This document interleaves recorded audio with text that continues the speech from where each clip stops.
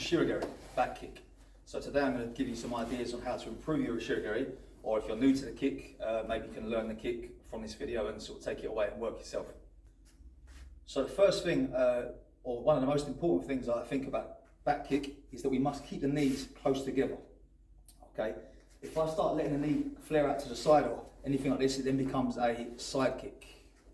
It's no longer a back kick as an Ushiro Geri. It's no longer an Ushiro Geri. Okay, so what I want to think about from here is tucking my heel close to my bum. All right, so by squeezing the hamstrings from here, tuck the heel, tilt the hips backwards, and drive behind. I want to return the kick as if I'm going to do another one. So I'm here, tuck, deliver, and come back. Okay, so we can start off by just statically working the kick rather than with the spin as normal. So I'll be here, tuck the heel up. I don't really like this one because we're using a different muscle set. This is then using the hip flexors to send into another kick. In my opinion, I think it's a waste of time. We're not progressing towards the target any quicker. We're wasting time by coming this way. So, like I always say, this is only my ideas. This is how I like to do it. So, tuck the heel from here, send the hip back into the target and down.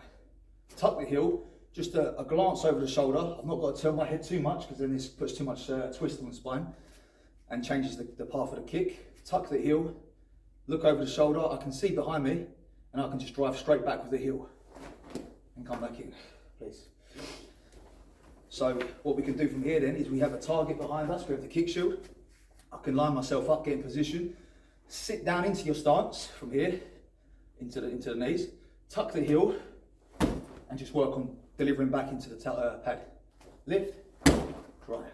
So the power comes from this drive back into the target. Heel comes up, send the hip this way. Lift, and send. And again, like I said, as if we're going to do another. So I deliver the kick, and I come back to here afterwards, okay? So next we're going to move on to delivering a kick from a spinning position. And we're going to come over to these belts, and I'll show you the next exercise. So one exercise I like to teach for those that are newer to the kick is to have these two belts lined up down here. I'll bring my front foot across to the outside one. So what I'm doing is I'm imagining I've got lines coming off the edge of the pad. I'm taking my front foot to the opposite line, which is illustrated here by this belt. So now what happens is my back foot is lined up with the target.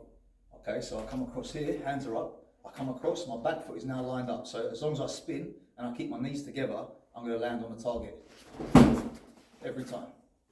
Okay, so again, I'll start from here. This is, as I say, a very basic exercise. I'm starting this way, place the foot across to line up this back leg with the target there.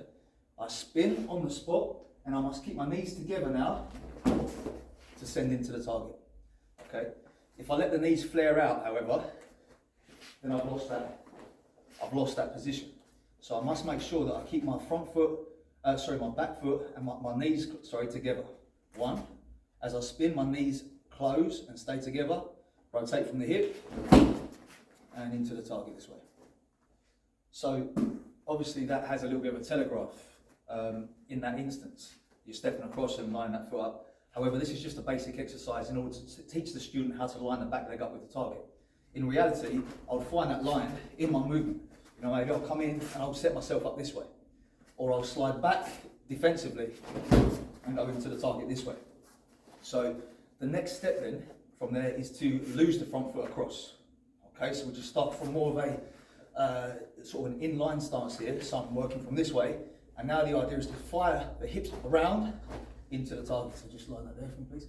So it's just a fast rotation this way. Okay, so now what we're doing is we've taken it from the kind of more basic exercise, lining up that foot, rotating and sending. We're now getting our stance set in the first place here, more in line than we would normally go. And I'm just going to fire from the hip into the target this way.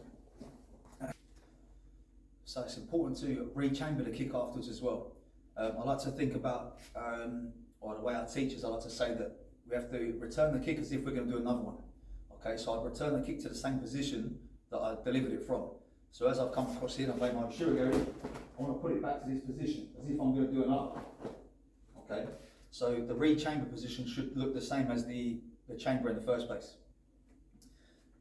So from here, again, I'm lining that foot up. The idea now then, in this more kind of advanced method of doing the kick, is to fly the hip round, lead with the hip, this way. You ready? Okay, so that's a fast rotation from there. That's where we're trying to initiate the kick from. And as a result then, try to eliminate any telegraph. Okay? There are occasions in Kumite where you could lead with that front foot anyway. You know, you could be here, you could be working, you could step across and send the kick in from there. If it's disguised in the movement, then it's not such a big deal. You know, the telegraph can be kind of disguised. As we're working and exchanging techniques, I can slip that foot across and send straight away from there. So when we're working these kicks or these techniques, I want to start off slowly always. You know, speed kills technique. So we want to think about slowly lining that foot up. Am I in the right position right now? Am I initiating from the correct place? From the hip. Break the movements down. Initiate from the hip and deliver. Okay? The contact point is the heel. So I want to try and keep my foot facing downwards as I land this kick. Keeping the knees together takes care of that. If I spin here and knees are apart, I've got no idea where that kick's going to go. Okay? So it's not a turning side kick, it's a back kick. This way here, I'm coming from underneath my body and sending the kick backwards. So from here, again, like I say, slowly set yourself up for the moment. I'm seeing the target in my peripheral vision. I don't have to set my head all the way around this way, because again, that's going to send my kick off somewhere else. I know where they are now. If I spin fast, they're still there. Okay? If I spin quick, you ready? They're still there. Okay? So from here, I know he's there. So I can spin quick, and he's still going to be there when I get round.